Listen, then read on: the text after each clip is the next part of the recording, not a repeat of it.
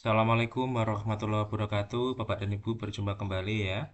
Kali ini saya akan berbagi informasi terkait dengan Lokakarya 3 calon guru penggerak, yang salah satu kegiatannya adalah nanti Bapak dan Ibu akan melakukan observasi ya, simulasi mengajar pembelajaran berdiferensiasi. Nah, di sini saya akan berikan informasi ya terkait dengan dokumen yang akan dijadikan ya untuk melakukan observasi. Nah, di sini ada panduan observasi, simulasi mengajar, pembelajaran berdiferensiasi. Di sini nanti ada nama observer, kemudian nama yang diamati, kemudian kelasnya, kemudian materi ajar. Nah, ini nanti yang mengobserver bisa dari sesama CGP Bapak Ibu ya, atau dari pengajar praktek. Kemudian tuliskan hasil pengamatan Anda terkait ragam strategi diferensiasi yang tampak dalam pembelajaran. Nah, nanti silahkan untuk jenis berdiferensiasinya nanti apakah dari segi konten, kemudian apakah dari segi proses atau dari segi produk. Kemudian bukti yang diamatinya seperti apa. Nah, silahkan nanti ditulis.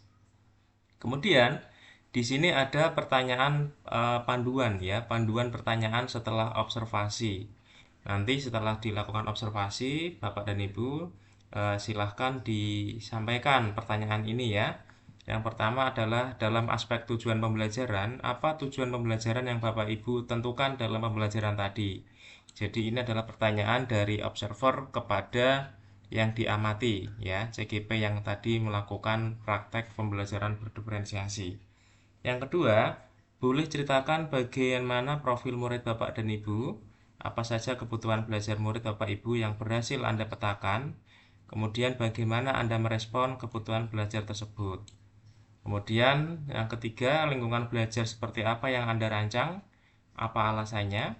Kemudian bagaimana Anda mengelola kelas Anda. Menurut Anda apakah manajemen kelas yang Anda lakukan tadi sudah efektif? Kenapa? Kemudian yang kelima, bagaimana Anda menilai murid pada pembelajaran tadi? Aspek apa saja yang Anda nilai? Bapak dan Ibu, ini adalah 5 pertanyaan pemandu ya, yang bisa Bapak Ibu tanyakan, Bapak Ibu sebagai observer, tanyakan kepada CGP yang dilakukan penilaian observasi. Kemudian di sini juga ada panduan observasi simulasi mengajar kompetensi sosial emosional. Kalau tadi ini adalah kegiatan pembelajaran berdiferensiasi, kalau ini adalah terkait dengan kompetensi sosial emosional. Sama ya, nama observer ditulis, kemudian nama yang diamati, kelasnya dan materi ajar. Kemudian di sini ada hasil pengamatan integrasi kompetensi sosial emosional dalam pembelajaran. Di sini ada kompetensi KSE yang dikembangkan, kemudian ada cara penerapan, bentuk penerapan pembelajaran sosial emosional, kemudian yang dilakukan guru, yang dijelaskan oleh guru. Nah, di sini untuk poin KSE-nya ada kesadaran diri, pengelolaan diri, kesadaran sosial, keterampilan berelasi, pengambilan keputusan yang bertanggung jawab. Nah, Bapak Ibu silahkan ini diisi ya. Misalnya di kesadaran diri, cara penerapannya seperti apa. Bapak Ibu ketika mengobservasi silahkan ditulis yang dilakukan caranya bagaimana, kemudian bentuk penerapannya seperti apa, yang dilakukan oleh guru seperti apa, dan yang dijelaskan guru bagaimana ya, ditulis.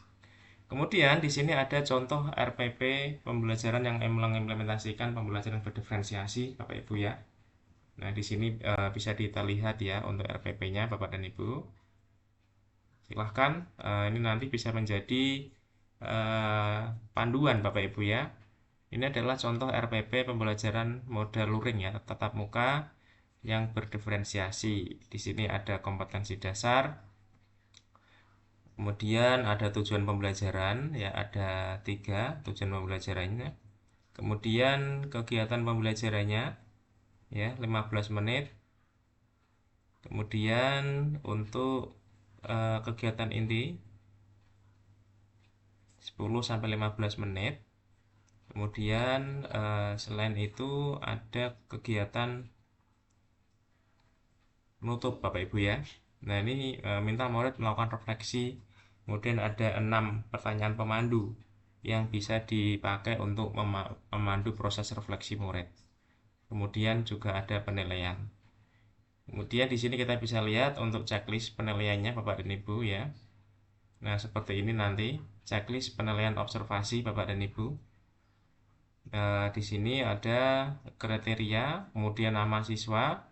Kriterianya ada 3: mengidentifikasi bilangan bulat, menentukan urutan bilangan bulat, menganalisa dan mempresentasikan situasi nyata menggunakan bilangan bulat. Itu Bapak dan Ibu ya, informasi dari saya terkait dengan Lokakarya 3. Bapak dan Ibu nanti akan diobservasi ya oleh observer. Silahkan, ini tadi adalah beberapa informasi dari saya, semoga bermanfaat. Bapak Ibu bisa mempersiapkan diri ya sebelum pelaksanaan Lokakarya 3 dilaksanakan. Bapak Ibu, terima kasih, semoga bermanfaat. Wassalamualaikum warahmatullahi wabarakatuh.